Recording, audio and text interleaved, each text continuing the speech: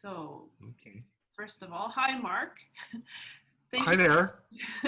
Thank you for meeting with me, and I'd love to find out more information about you. You're a composer, administrator, creator, all these things in Vancouver, right?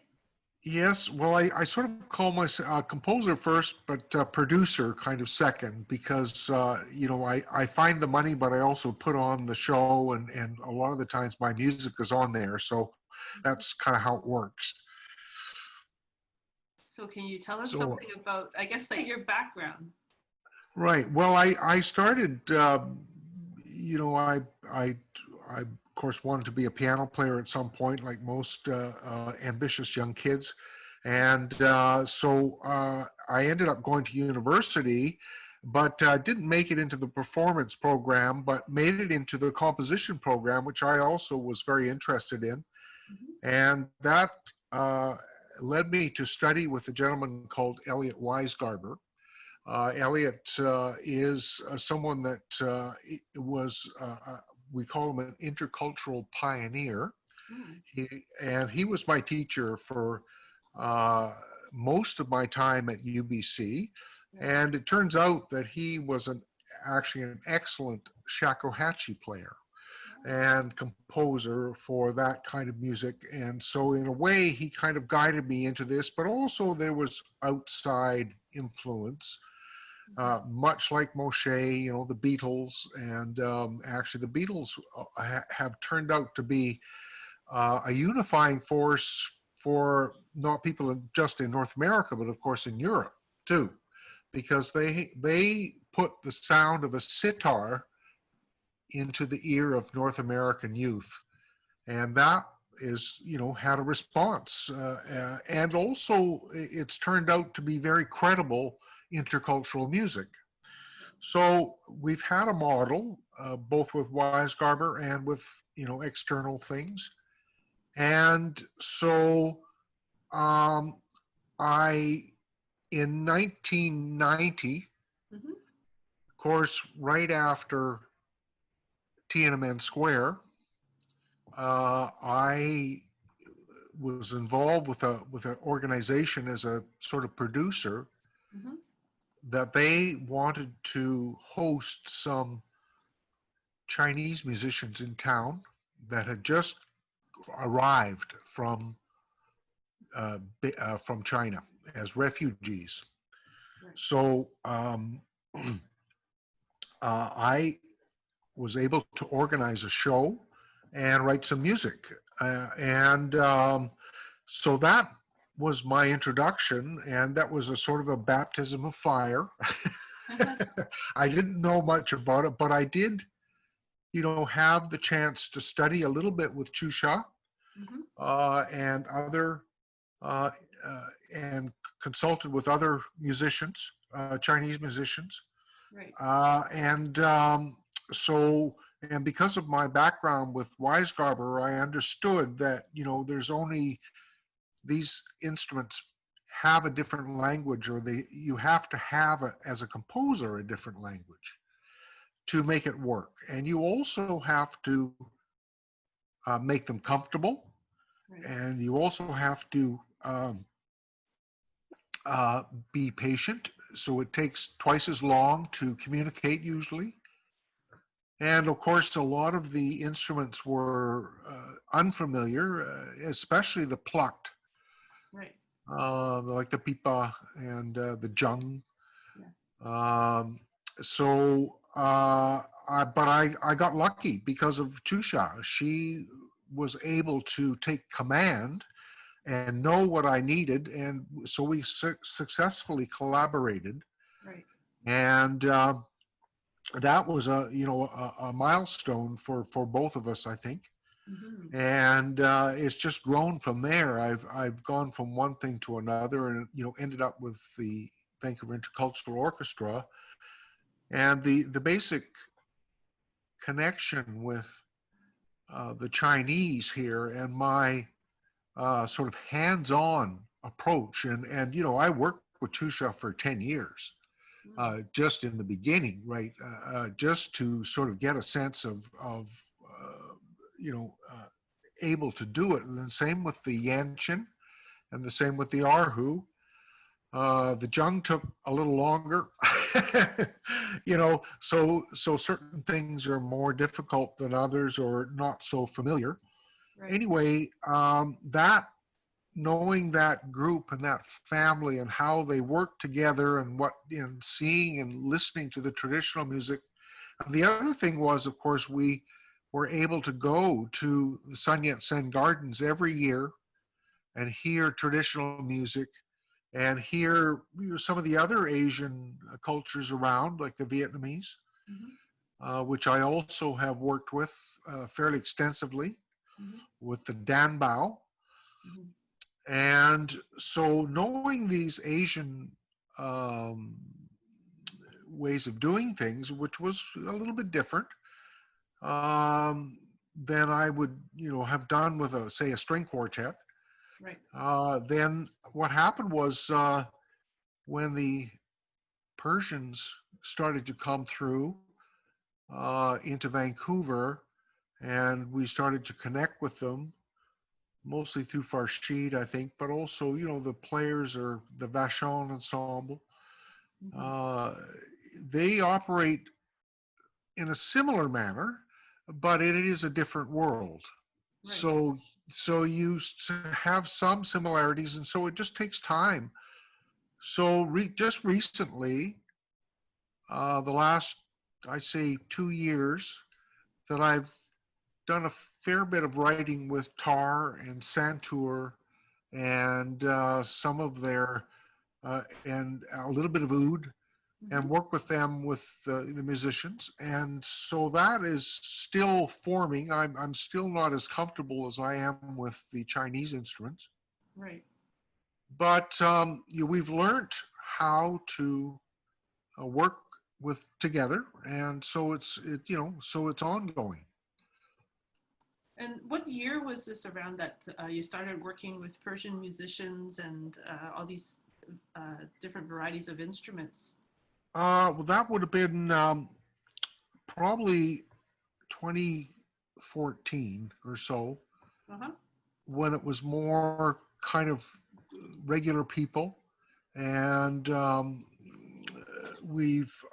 I've dabbled before, but I think that it's, I wasn't really writing for those instruments, and so that's about then. So it's been about 6 years, and it depends, at this point, very strongly on the players, and we rely on the players to be patient as well, but also to learn Western techniques of reading and following conductors and listening to your part in independent part in a chamber orchestra. Right. That's a challenge, I guess. It is, and it's also, but it's highly personal. And that's why I keep saying, if the people are comfortable, then progress will change, because everyone wants to work together, but it's just difficult. You have to tailor make everything for each player, really. Right. And were the players were they interested in making new music, like Canadian music, or were they? Yes, I think so. Yeah, I think they're sort of caught, because once they're here for a little while in Canada, they're not considered traditional anymore back home. So they've kind of made their choice. Right. I know Kia Tabassian in Montreal, the setar player, has said that the people in Iran don't consider him to be traditional, and he's an excellent contemporary musician. He does play the traditional as well. So it's and the other people here. I know some of my other Chinese colleagues don't consider Chusha a traditional player anymore, which is kind of funny. Yes. But yeah, but she has absorbed other mediums or other styles, for 25 years. And so she's, expanded that way. Right. Oh, okay. But even though she has like a traditional, like she was taught in a traditional conservatory and everything, Yes, I guess once yes. you set foot in Canada and are here for a little while, you're not considered traditional. Yeah, Well, yeah, yeah. that's very It's like a foreign accent or something, I don't know. It's really quite, that is sort of one of the ongoing, mm, mental battles of intercultural music is how people accept it, right, or what place do they have with it. And this goes for even Western orchestral players who are right, threatened by it. right, They're very much threatened by it because their whole thing is built up with a certain repertoire and a certain thing and a certain this and a certain that. right, And they're not very flexible, or they haven't been. So this is the big thing that that I've done for 25 years is how to, connect with that at least a little bit. right. So that's been ongoing. And I think that with VICO, we have a basic chamber orchestra Mm-hmm. within the intercultural orchestra. So we have about, 10 or 12 Western players. And, they have to play quite differently. They also have to move. And part of it is learning new skills Mm-hmm. like improvising or playing quarter tones or microtones, playing quieter, playing, you know, rhythms and things like that that they're not so familiar with. So anyway, and so there's a lots of interdisciplinary learning going on here. So it has an identity that is fairly wide in scope. Right. Well, You know, like, how long has Vico been around now? well, next year is our 20th anniversary. Yeah. And you've had many works written for this orchestra.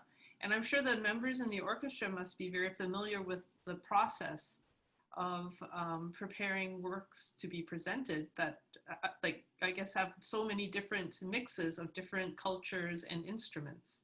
Yeah, well, we've been lucky because we have a sort of a steady roster, Hmm. um, and that is very important. Although it's changing all the time a little bit. Hmm. Um, yes, it does take a while for them to know how we expect or ask them to operate.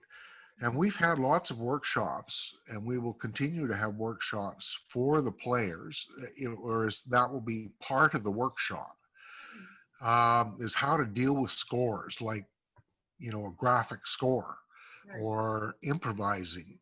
So uh, like I say, it has its own technique, um, and uh, the Western players that are there that we have are several of them. Well, the leaders are very experienced, Hmm. and some of them are automatically a bit of both, like Jonathan Bernard, right? Jonathan plays orchestral stuff, but he also plays in orchid ensemble and whatnot.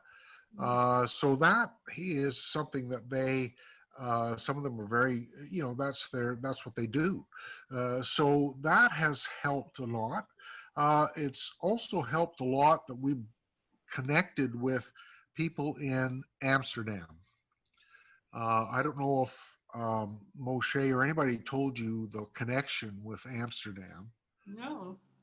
Okay, well, Amsterdam, this is through, uh, we first met a gentleman named Yoel Bonds, Hmm. who's a composer and leader of the Atlas Ensemble.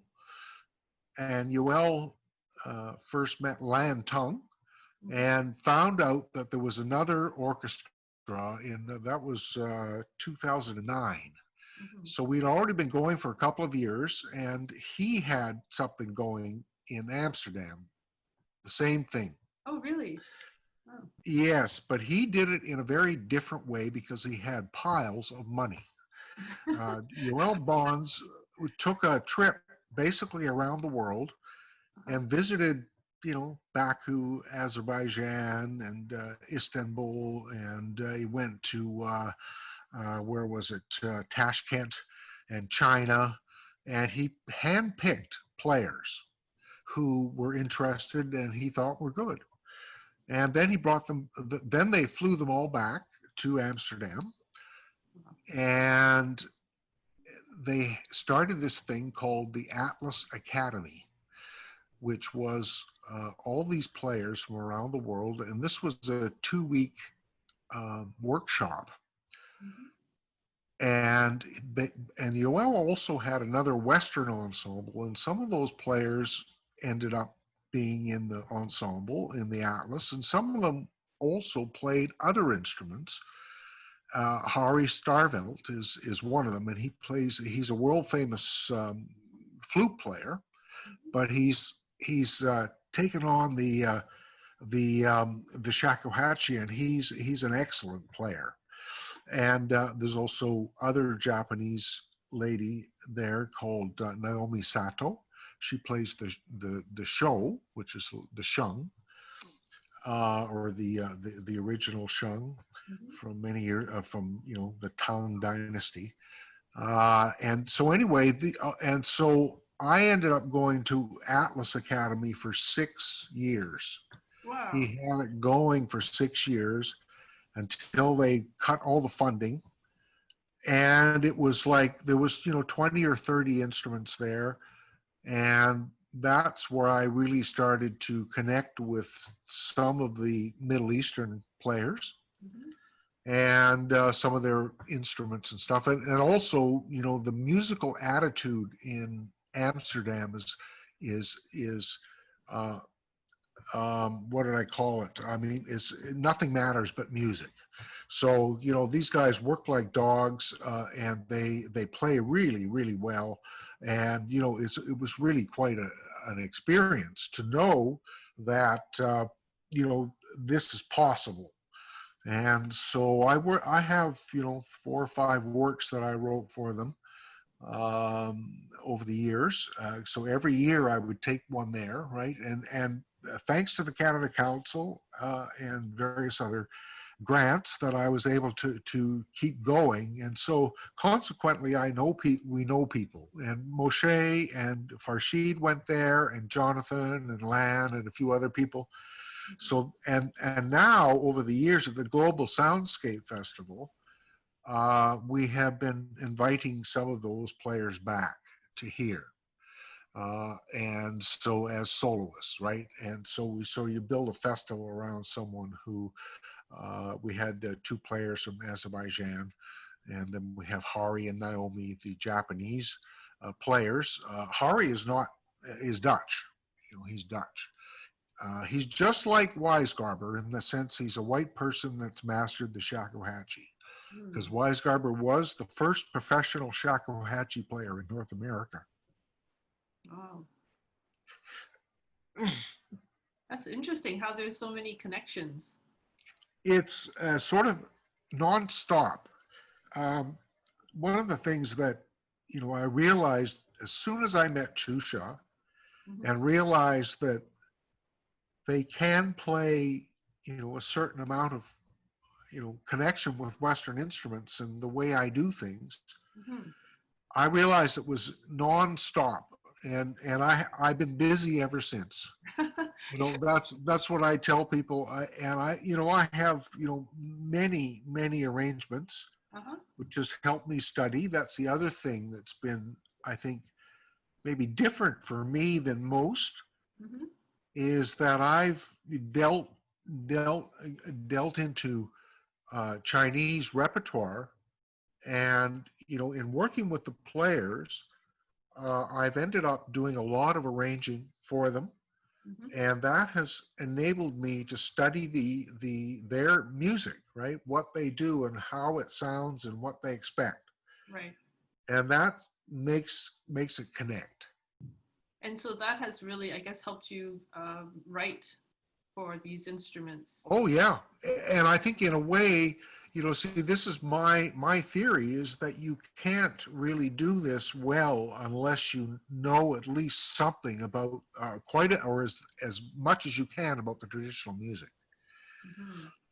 And so that part of it, gives you technique. It gives you the limits. It gives you the feelings and the the ideas. So all that is that comes out of the arrangements. And I did all sorts of songs and all sorts of instrument pieces from 1820 in Shanghai. The some of the pipa uh, repertoire. That where they have there's books with some of this stuff in there, and so I was able to use that and arrange it and stuff. So there's lots of idea. Guilian Liu, the pipa player. Do you know Lu Guilian? Do you know her? Yes, yes. Yes. Well, I knew that she was a fantastic traditional player. Mhm. So I wasn't really interested in writing her a piece, but what we did was that she gave me quite a famous pipa piece called Dragon Boat, Mhm. which is a solo piece, and it was, I think, souped up from the original with Ah Bing. Ah Bing, I think, was one of the original writers, but somebody else made it into a real pipa piece, right? Or like a real virtuoso with all sorts of tricks and stuff. Right. And she played it, of course. So I made a concerto around it. I took the materials from the piece, Right. and so this is the study about harmony, about what sounds good or what sounds phony, or how do you show off the player, like the soloist, and all that stuff. So anyway, that's what I did, and it worked very well. So that turned into so that was, and also I got a great kick out of, there was three composers. There was two Chinese and me. So, because I'm the arranger, right? So I got a great kick out of that, because that is in post 1950. That's how they do music. It's sort of not a group thing, but that's quite common. So anyway, that was very interesting. And when I played it had a workshop at the Shanghai Conservatory, Mm. and I played that piece, Right. because it's recorded. And there was a Chinese composer there whom I don't know. He said, you sound more Chinese than the Chinese. So I was quite proud, because it was I'm copying what they're doing, right? I'm trying to learn what they're, just go through the process. Mhm. And it's like learning to draw a certain thing. I think in Chinese culture, if you're learning to draw, you're going to draw certain things, and that's where the techniques are used, I think. Anyway, it was very, very interesting to do that. So, it's just nonstop. Uh, and now, presently, I'm into setting Mandarin poems, the Tang poems in Chinese, in Mandarin, Mhm. and with speaker and a singer, and actually erhu and harp, Oh, wow. Western harp. So what I'm trying to do is draw the pictures that go with the poems, right, in music. Right. So when I present it at some point, it will have some visuals, but also the the music. Oh, that's amazing. Yeah, it's a whole new world, and during this pandemic, Mhm. some of these poems are like they're 5 or 6 lines long and very easy, so they're kind of comforting, and there's kind of things that you can do in a day, and so you sort of and it's using the imagination of what to do. And I have people I'm working with. I have a Mandarin teacher who is the speaker, and we've worked together actually now for 5 or 6 years at least. Mm-hmm. And I have several pieces of famous Chinese poems Right. that I have. One of my favorite Western singer is a baritone. Uh-huh. So we did that. I paired the baritone with the speaker, and we did the uh, Ku Chao Shan, which is the Lovers Across the Milky Way. It's a very famous Chinese poem from 1100 or something. Anyway, so you explore the culture, and that also is what makes it incredibly interesting. Right. It is now it's certainly moved past the music into the culture, and the literary culture. Right. And so that's just, that started, when I started to connect with Chusha, it's almost 30 years ago now. Wow. So an ongoing kind of Yeah, project. Yeah. yeah, it's fantastic. And so, that is all happening just within Vancouver, Mm-hmm. or the lower mainland, Richmond. And there are people that have come here because of that, right? They want to be part of that. And some of the players are very happy. They've been around for a long time. Mm-hmm. And in general, the standard is very interesting. I got to tell you too, excuse me, what's happening, what we hope to happen in February in Montreal at the New Music Festival there. Mm-hmm. They've invited the Vico to come. We're not sure if we're going to go yet. But one of the pieces that they actually asked us to play is a piece by Claude Vivier called Pulau Dewata. I don't know if you've ever heard of this piece. It's written in the late 70s or early 80s. Right. It's a piece that doesn't prescribe instrumentation. So it's in 4 parts, Mm-hmm. and it's about 11 minutes long, and it's supposed to be sort of influenced or inspired by Balinese music. Okay. So you can hear some of that going in the piece, but it's also very Western because every other bar is a change of meter, and there's all sorts of tricky little things and whatnot that way that you really have to count and read the score. Mm-hmm. So the gentleman who's the artistic director of the SMCQ, Walter Boudreau, was a personal friend of the composer, and I think that this piece, people have going, well, is it contemporary music? Is it Balinese? No, it's not. It's but it's supposed to be this sort of open thing, that it has this Balinese connection, and with traditional instruments. Anyway, I've arranged it, and we're supposed to be playing it in February. And it actually worked. We've had a workshop. It worked out quite well. And so this is the end result of having the same players come and play and learn these skills that, it's partly contemporary music of changing meters, Right. and totally written down, Right. and this kind of um, and our arranging skills as well for this ensemble of it, because it's got Chinese um, and Persian and Western all combined here. Right. So it's quite exciting. And so anyway, this is what's sort of where we're at. So this is in a way, the most complex piece we've ever done. And this is not the only thing we like to do, but this is a goal to be able to connect with these type of people, Mm-hmm. and this type of, and this is also a Canadian kind of vindication for the composer that his music is able to be transformed into something else, which is what he wanted, because he didn't put the directions in it are minimal, Right.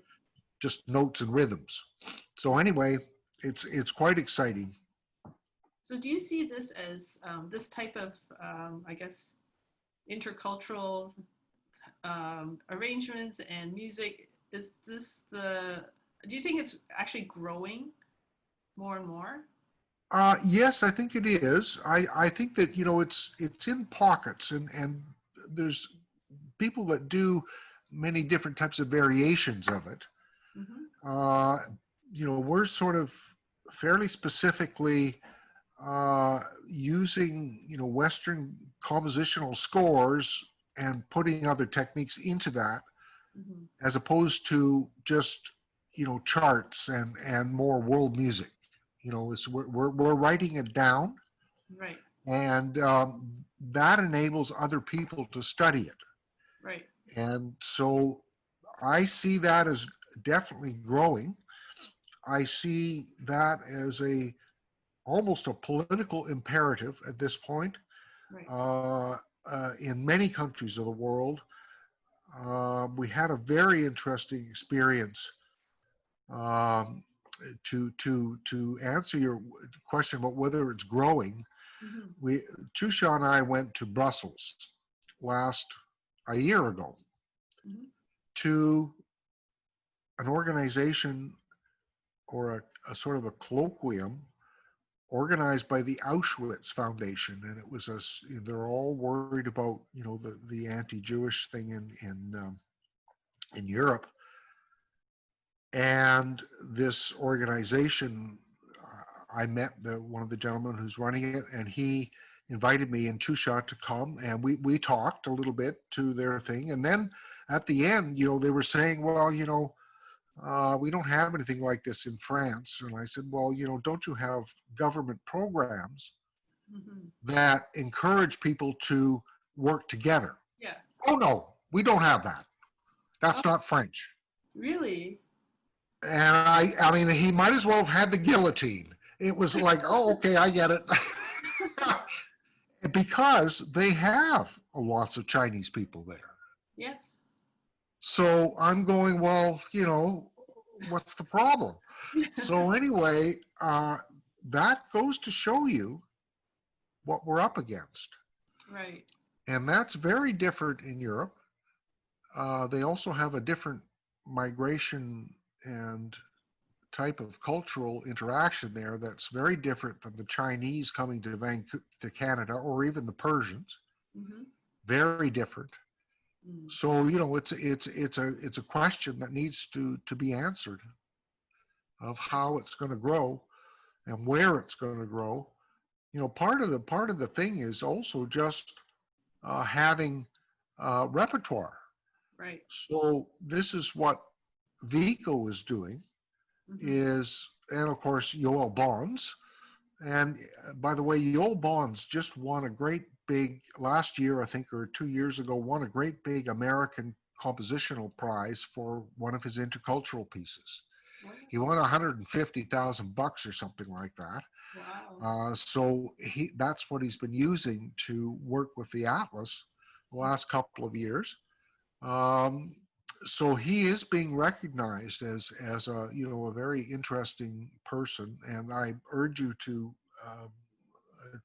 Google the Atlas. Okay. And if you want to speak with someone there, we'll happy to try and introduce you, Oh, that'd be wonderful. because they're very friendly, and they have great connections in China.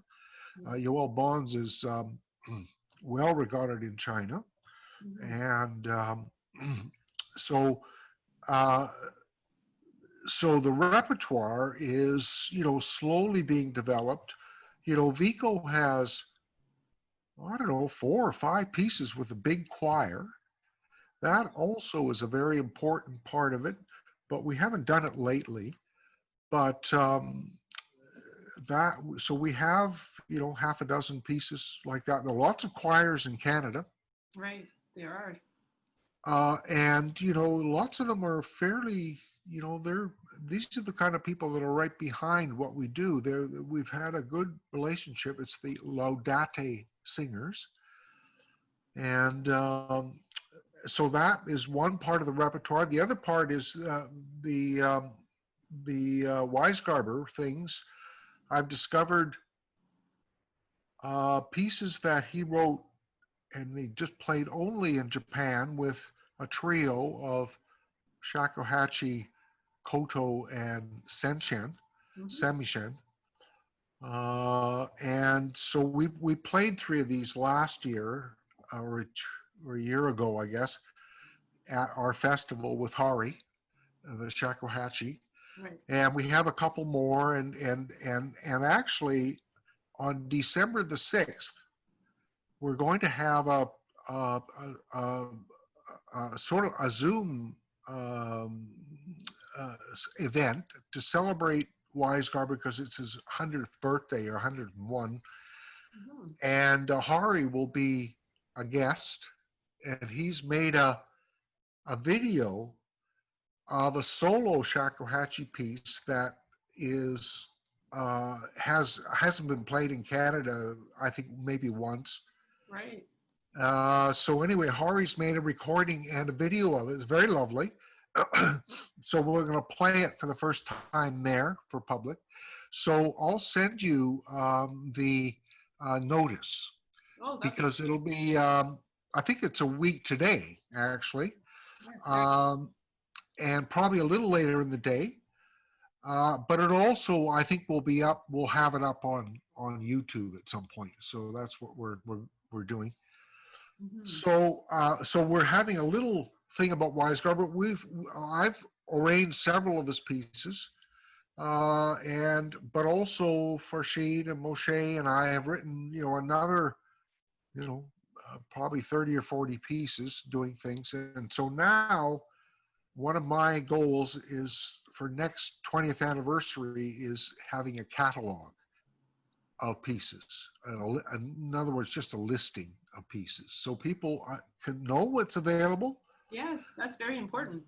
Yeah, so and this will be, as I say, if you're a tar player in Montreal and you go, well, gee, I'd like to play with someone, I wonder if there's any pieces, this is where you can find them. Mm-hmm. At least one spot. And we're not trying to compete with the CMC. We're trying to make a focus of, if you want intercultural music, you go to Vico. Right. Because CMC have intercultural music? Well, they probably do, but I don't. None of us have our pieces in there. They're not listed. Oh. So that's like Farshid, Moshe, and I think we've shied away from that for some reason. Okay. Yeah. So it's a very Western orientated organization. Right. So it's not really that we're against them or anything like that. It's just that we develop separately. Mm-hmm. And so it's just also there's certain time to do things, and now it's time to do the catalog, and we'll put it in the CMC. We'll give it to them, right? So it isn't like we're going to hide it, but we want to have it presented in a certain way. Right.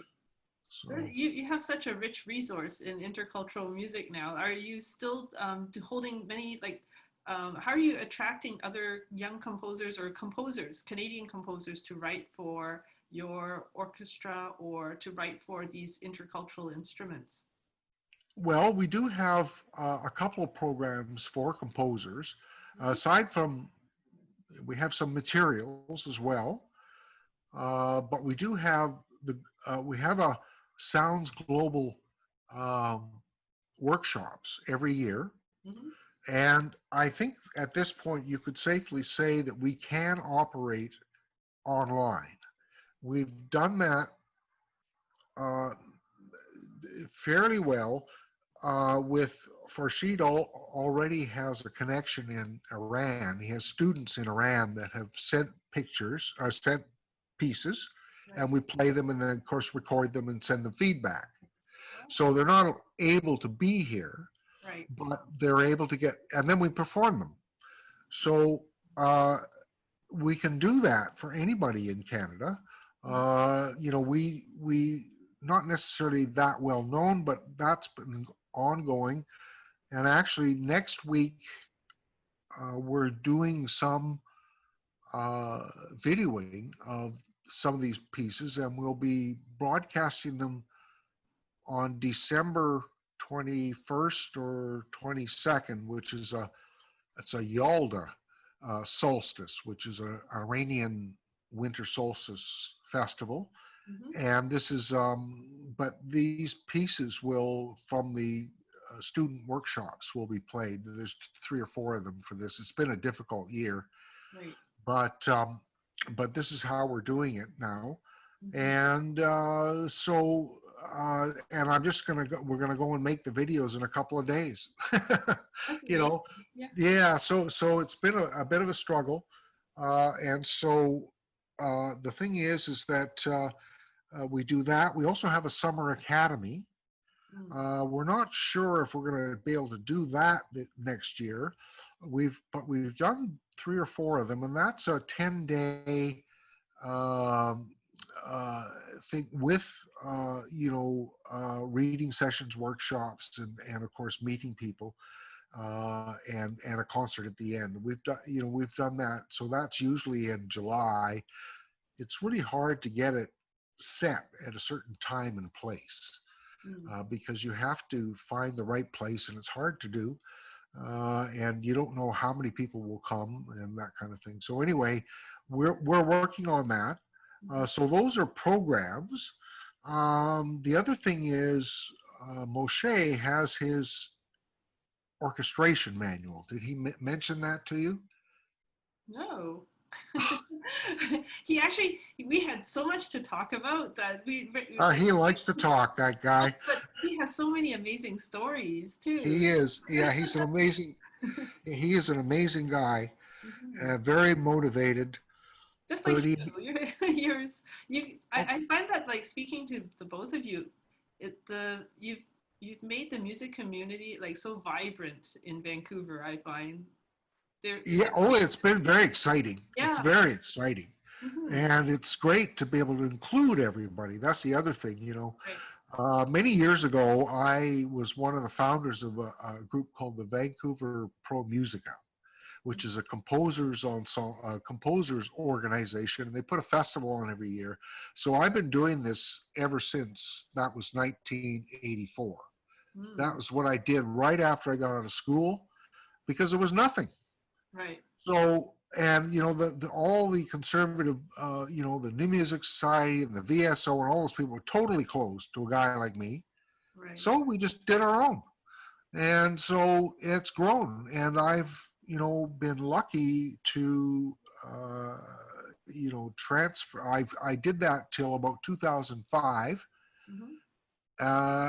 And then I joined up with the VICO, but also the BC Chinese Music Association at the same time.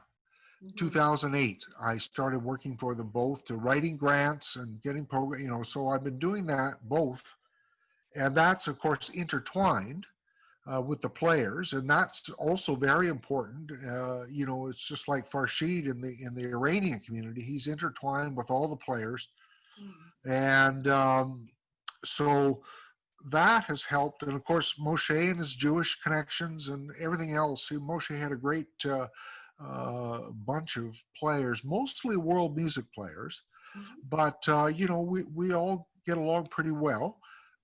And so Moshe, ever since, has been collecting information for this orchestration manual. I'm surprised he never said anything, You didn't get around because to that part. it's very well developed already. Really? He went to Atlas and collected information from all the hot shots from around the world, because everyone has a slightly different instrument. Hmm. Everyone has a slightly different take, so you can always get a different point of view, and it's all that's part of the interesting thing about it. Hmm. The tar in Azerbaijan is a little bit different than the tar in Iran, and and the oud in Iran is different than the oud, and it's just on and on and on. So Moshe has it very well done, and Vico uses it as materials for young composers. Is it published?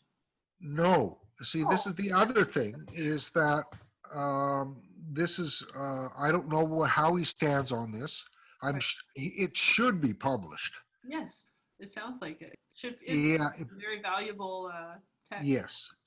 Yeah, and I mean, there's lots of stuff online, but this is a sort of a central play Compiled. thing, and it's it's just one of many variations of things. And of course, the players have helped a lot with this. We have a great one on Dan Bao, and of course, Erhu. Lan has a good one on Erhu. Of course, you have one too. So, it's all, part of it. But for Western composers, I think Moshe's is probably a good starting point, you Hmm. know, partly because if you can, leaf through it somehow and see all the things in one spot, that helps as well. I shall ask him about it. Yes, I think you should. Yeah. Yeah, yeah. Okay. So, yeah. So, Yeah, that's wonderful. So, when you write, one more question is like when you write for Vico, how do you decide which instruments to use, or like, or what inspires you? uh, well, I think that, you know, if I'm doing a bigger thing, part of it is the strings. I like a Western sense of a string basis for things. That has been a big part of my writing. Mm-hmm. Uh, and the other thing that is really important is the mix of sounds. Right. Um, you know, I think that one of the things that makes intercultural music so interesting is that Mm-hmm. it's a fresh use of the sounds, and it's a different techniques, different, using the pluck is also a big difference, and so uh, that and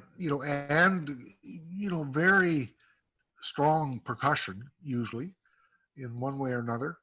Mm-hmm. Um, and they have many extended techniques that also are very sound oriented, very evocative.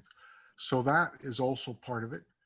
Mm-hmm. So all those things are part of of what I do. So that helps to do, and we sort of tend to try things. Um, so one of the things that was a real breakthrough with the Iranians and the Persians was that we figured out that if they're in groups of 3 or 4 or 5, if you could, they're actually a lot happier and they play a lot better. So they give each other confidence. And there's some people that read better and some people that have to do this and that. Anyway, that was a big breakthrough. And in a way, the Chinese are not that different, but they're more used to being solos. I think the players were more comfortable Right. because they read. And that was the other thing with the Chinese that we got so lucky is because they're used to reading, Right. whereas the Persians not. No. Oh, okay. So they and also the Vietnamese woman that we work with, Bic, she also was more of a world folk player. That they did a lot of just all learning by rote, and they have a certain thing, and then so that part of it becomes, all the more scores and things like that becomes more difficult. So there's a lot of So the Chinese, that. I was able to make that transition very clearly. And I mean, as soon as I met Chusha, I realized that I was told a lot of things that weren't true anymore. Mm. That was very interesting. And actually, that is ongoing today of problems of people accepting it as, important and accomplished things because of all the crap that was going on. And you can't blame North America because they didn't know anything that was going on in China Mm-hmm. except maybe Hong Kong. So that has been an endless battle. um, this is also just to take you back to Chusha's concert that I hope you see. Mhm. So when I see this quality, and sorry, it's really, uh, when I see that, I know I'm right. Mm. And the West has to eat that they're racist, Mm. that there's a big, big problem. And that's the problem still personified by the symphonies. And in in 2010, when we did the Olympic, I was applying for Olympic grant for the BC Chinese Music Association, Mhm. and I sent something in, and it was rejected. And I thought, that's not so good. This is a natural thing for this. And then they sent a letter around saying, "Oh, did you have a problem with the process?" And I let them have it. I hammered them because there wasn't one person on the jury that knew anything about Chinese music. Mm. I knew that, so I hammered them. And they had another round, and then I don't think they even bothered to jury anything. They just said, "Will you take $70,000?" Oh, So wow. I took it. And then we did a connection with UBC, Mhm. and that was the start of Corey and Nicole and the PEP, Yeah. and because they met each other then, and that was the start of that. And UBC was still quite difficult in a lot of ways. It's that's another problem. And then, but when I see Chusha play like they played, that's what we need to see, Mm. and that was promoted by the Early Music Vancouver. They're being forced to diversify by the Canada Council uh, to um, Wow. to include, you know, more parts of the population, and so this is what was their first tentative step, and it worked like a charm. That's And wonderful. they did a very good job, and Chusha did a great job, Mhm. and so I hope it just continues. Well, I think it's thanks to people like you that actually bother to do this type of work and to, to actually connect people and, Yeah. bring people together through music. I think that's such a wonderful thing. Yes, and to me, you know, it's something that is going to be, you know, as we go through the new century, it's going to be as much change and as much um, as the last century, when everything changed, with electricity, cars, and all that stuff. Now it's digital, and now it's global, Hmm. and so this is just a way of building something in Canada together. Right. So it's not something from the past that is there. That can still be there, but we need to build something else, and we need to build something in a different way and build it together. And so this is what VICO does, and that's also part of the BCCME too. They've done quite a bit. So that's it's been good. Yeah. Yeah. That's wonderful. Yeah, it is actually. And so, at this point, I'm, like I say, with all this stuff, problems with racism and all sorts of misunderstandings and, things that the Chinese government does that we have nothing to do with, but everybody gets blamed for here.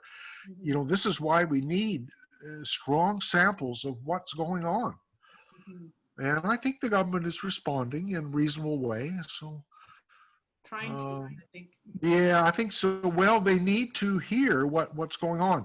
You know, um, I'm going to also tell you something that you may or may not know. I'm not sure that Hubert and Bill Lai at the BCCMA, they have a grant that we couldn't use yet for a festival in Edmonton. Did they tell you that? Nope. Well, this is a Heritage Canada festival. Uh-huh. And you remember when you came out here in 2017 and we did that other one? Yep. Well, we used that as the first run, dry run, and they took it. They said okay, and so they're on the gravy train as far as that goes. Once you get on there, they'll keep funding you, and so Hubert is great actually because he has so many contacts in Alberta, and so this is supposed to happen in Edmonton, Mm. but we don't know exactly when uh, because of the pandemic, and they can't book. They're having lots of trouble there, so they haven't. He hasn't been able to nail a date. Right. But and the problem is that it's hooked up with a place called Concordia University, Uh-huh. which has a Confucius Institute. So there's a large Chinese connection here, and Hubert, of course, has a huge connection in Edmonton, and actually he went up there. We went up there one weekend, and I must have raised 30 or 40,000 bucks over a couple of dinners. Wow. So you know how that goes. So I was impressed. And plus this government money. So what they want to do is to bring up the BCCME there.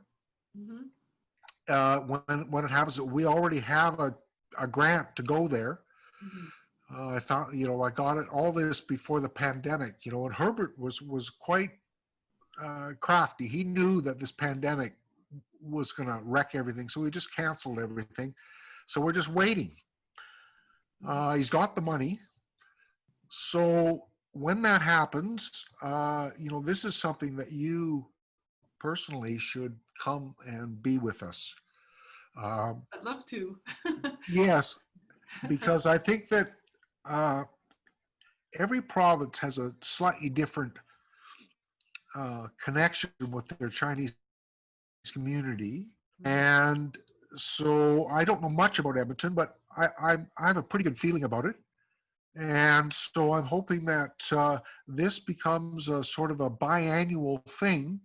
And, the trick is at some point for you guys to invite us there, and we can, find the money.